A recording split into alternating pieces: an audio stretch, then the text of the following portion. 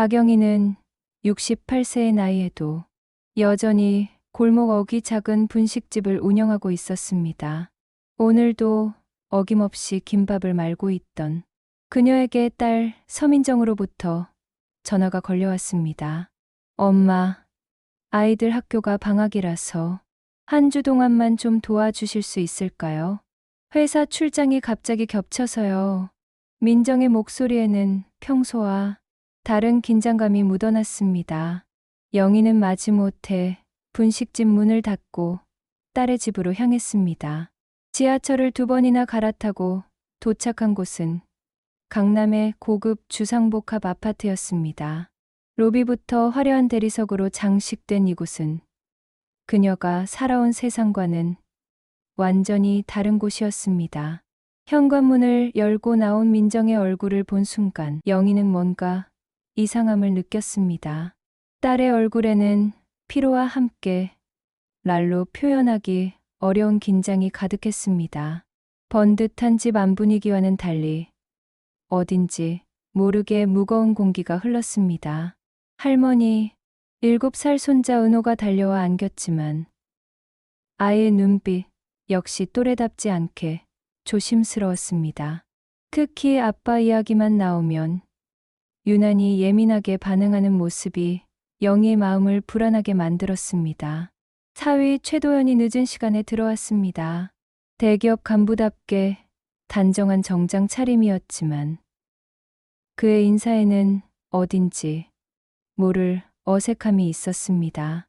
어머님, 갑자기 와주셔서 감사합니다.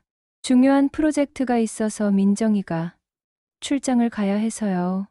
도연의 말은 정중했지만 영희는 오랜 세월 사람을 상대해온 직감으로 그 속에 숨겨진 무언가를 감지했습니다. 이 집에는 분명 그녀가 모르는 비밀이 있었고 그 비밀은 결코 좋은 것이 아니라는 예감이 들었습니다. 첫날 밤 영희는 은호와 함께 잠자리에 들었습니다. 아이는 평소보다 뒤척이며 잠들지 못하더니 새벽녘 갑자기 잠꼬대를 시작했습니다. 파랑 먼저, 그 다음 빨강, 노랑은 마지막에. 은호는 잠든 채로 벽에 걸린 가족 사진 아래쪽을 가리키며 중얼거렸습니다. 영희는 아이의 이상한 행동에 잠이 깨어 조용히 관찰했습니다. 단순한 꿈이라고 하기엔 너무나 구체적이고 반복적이었습니다.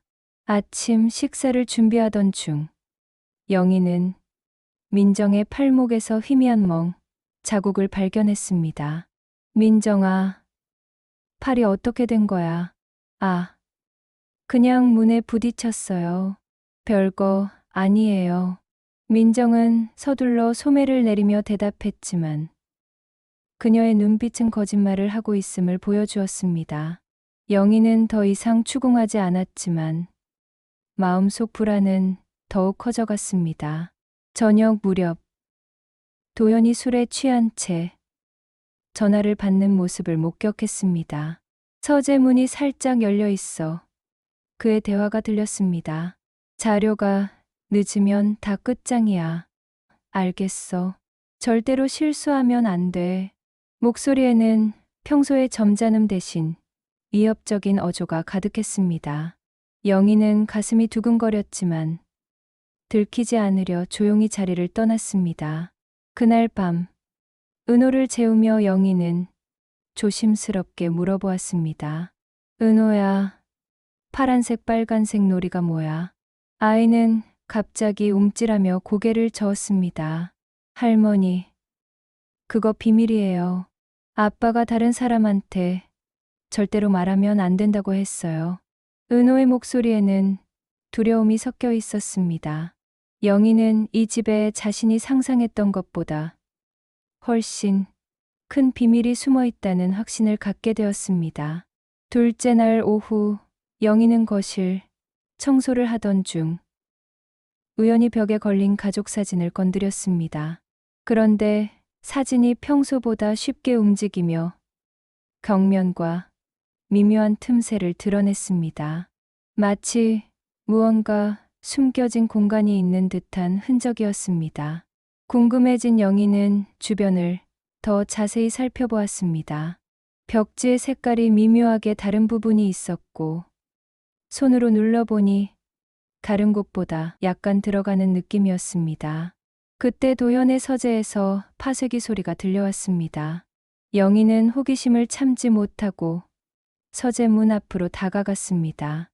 문틈으로 보니 도현이 무언가를 열심히 파쇄하고 있었습니다. 잠시 후 도현이 외출하자 영희는 조심스럽게 서재에 들어갔습니다. 파쇄기 휴지통 속에는 파란색, 빨간색, 노란색 색지, 조각들이 어지럽게 섞여 있었습니다. 은호가 잠꼬대로 말했던 바로 그 색깔들이었습니다. 할머니, 뭐 하세요? 갑자기 나타난 은호가 영희를 보고 놀란 표정을 지었습니다. 은호야, 이 색깔들이 뭔지 할머니한테 말해줄 수 있을까? 아이는 주변을 두리번거리더니 할머니의 귀에 대고 작은 목소리로 속삭였습니다. 아빠가 중요한 서류에 색깔로 표시를 해요. 파란색은 급한 것, 빨간색은 더 급한 것, 노란색은 나중에 하는 거래요. 그런데 아빠가 절대로 다른 사람한테 말하면 안 된다고 했어요. 은호의 목소리는 떨리고 있었습니다. 영희는 아이의 어깨를 다독이며 깨달았습니다. 이것은 단순한 아이의 놀이가 아니라 은호가 무언가 범죄의 도구로 이용되고 있다는 것을. 그 순간 현관문이 열리는 소리가 들려왔습니다. 도현이 돌아온 것이었습니다. 영희는 재빨리 은호의 손을 잡고 서재를 빠져나왔지만 이미 그녀의 마음속에는 결심이 굳어지고 있었습니다. 사흘째 되는 날 아침, 도현은 평소와 달리 일찍 일어나 서둘러 준비를 했습니다. 식탁에서 민정과 무언가 진지한 대화를 나누고 있었습니다. 여보, 회사에서 해외 프로젝트 건으로 급하게 출장을 가야 할 것 같아. 가족들도 함께 가면 좋을 텐데. 민정은 당황스러운 표정을 지었습니다. 갑자기요. 은호 학교는 어떡하고요? 괜찮아. 좋은 기회야. 아이한테도 견문을 넓혀주는 게 좋지 않을까.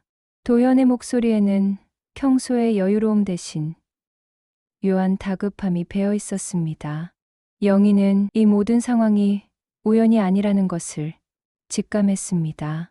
오후에 민정이 잠시 외출한 사이 영희는 도현의 행동을 관찰했습니다. 그는 서재에서 무언가를 정리하며 계속 전화를 받았습니다. 목소리는 갈수록 날카로워졌습니다. 시간이 없어.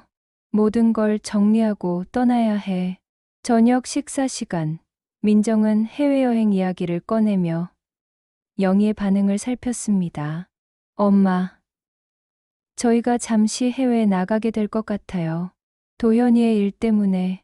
영희는 딸을 바라보았습니다.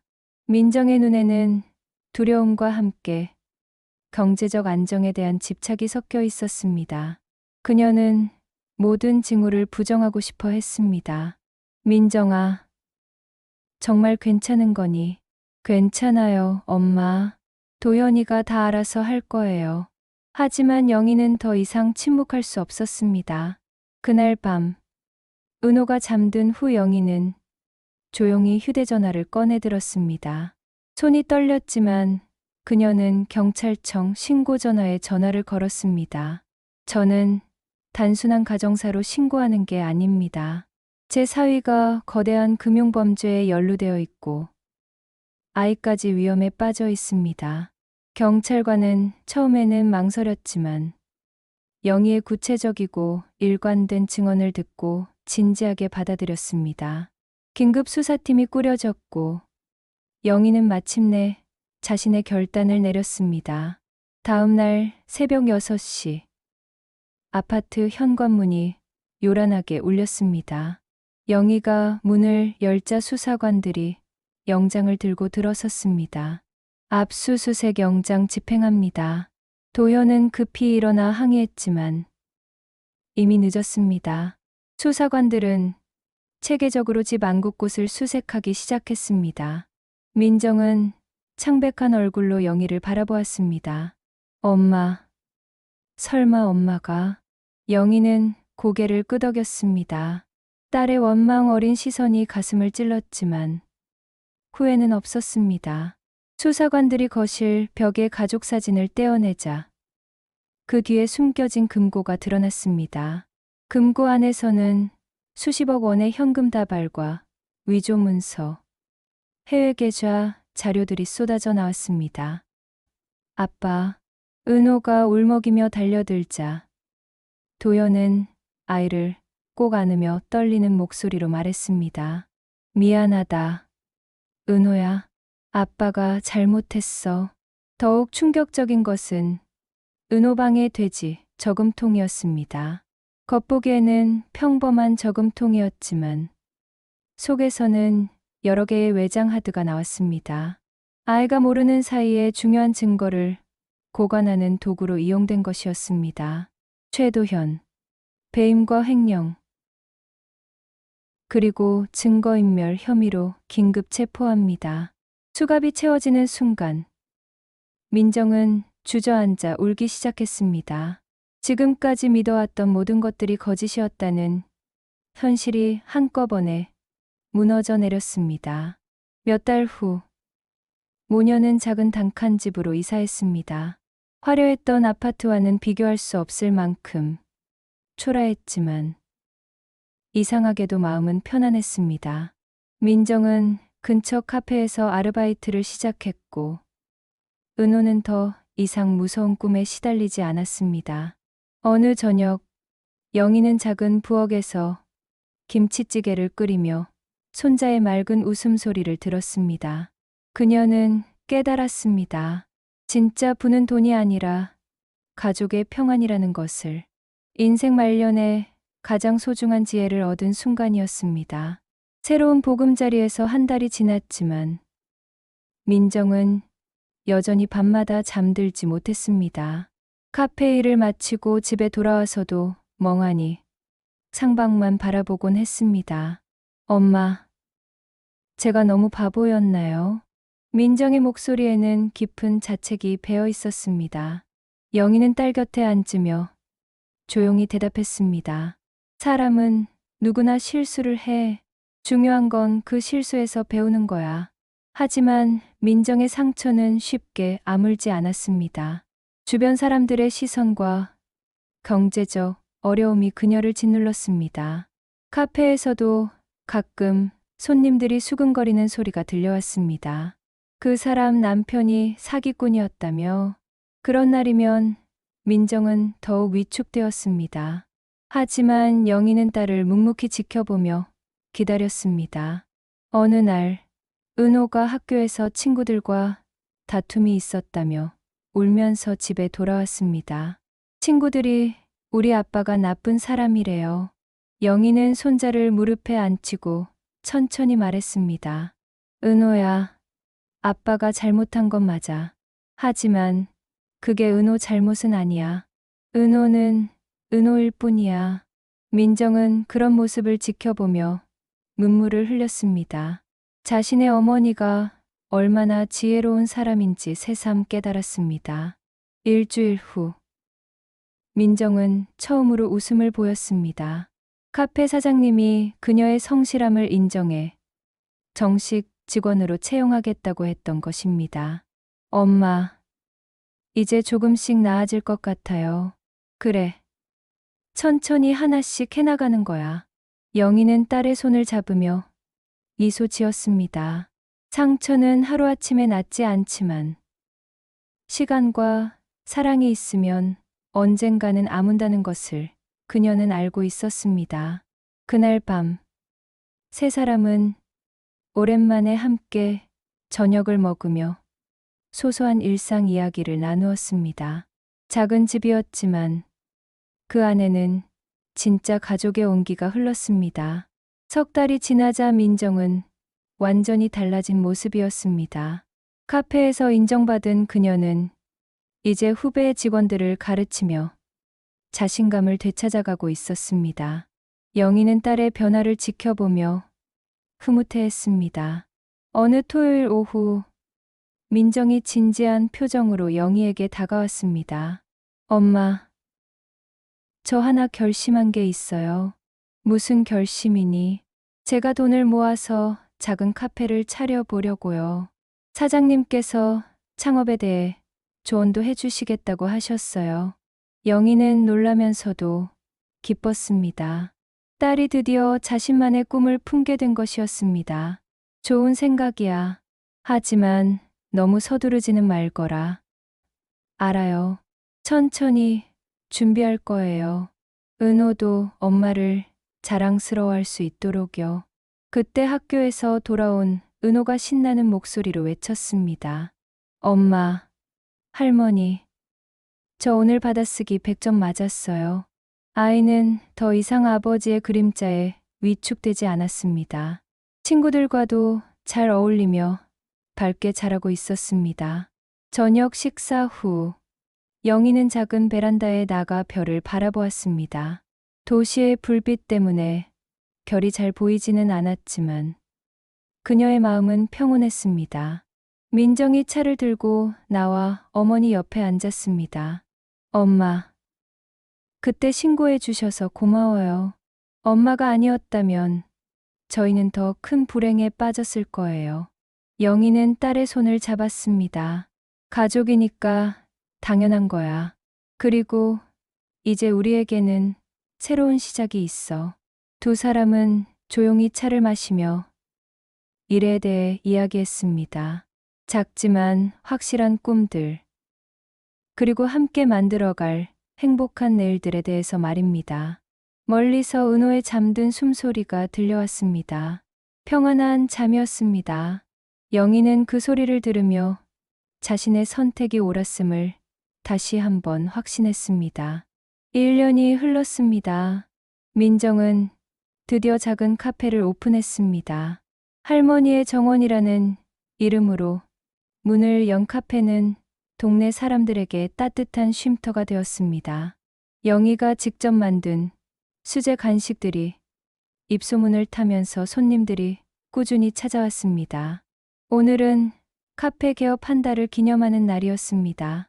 영희는 카운터에서 민정이 손님들과 밝게 대화하는 모습을 바라보며 흐뭇해했습니다. 예전에 위축되고 불안해하던 모습은 온데간데 없었습니다. 할머니, 저 친구들이랑 놀고 올게요. 은호가 배낭을 메고 인사를 했습니다. 아이는 이제 완전히 달라져 있었습니다. 학교에서도 인기가 많고 성적도 우수했습니다. 무엇보다 맑고 환한 웃음을 되찾은 것이 가장 큰 변화였습니다. 저녁 무렵 세 사람은 카페 문을 닫고 함께 저녁을 준비했습니다. 작은 주방이었지만 온 가족이 함께 요리하는 시간은 소중했습니다. 엄마, 이번 달 매출이 목표보다 많이 나왔어요. 이 속도면 내년에는 좀 더 큰 곳으로 이전할 수 있을 것 같아요. 민정의 목소리에는 자신감이 넘쳤습니다. 영희는 딸을 바라보며 대답했습니다. 너무 서두르지 말고 차근차근 해. 가장 중요한 건 우리가 행복한 거야. 그날 밤 영희는 혼자 일기를 썼습니다. 오랫동안 쓰지 않았던 일기장을 펼치며 지난 1년을 돌아보았습니다. 오늘로 우리 가족이 진짜 새 출발을 했다. 돈으로는 살 수 없는 진짜 행복을 찾았다. 늦은 나이에 가장 소중한 깨달음을 얻었다. 창밖으로는 봄비가 내리고 있었습니다. 새로운 생명을 키우는 단비였습니다. 영희는 창문을 열고 뒷소리를 들으며 깊이 숨을 들이쉬었습니다. 내일도 새로운 하루가 시작될 것입니다. 작지만 확실한 행복이 기다리고 있는 하루가 말입니다. 영희는 만족스러운 미소를 지으며 일기장을 덮었습니다. 인생의 마지막 장에서 가장 아름다운 이야기를 써 내려가고 있다는 확신과 함께 말입니다.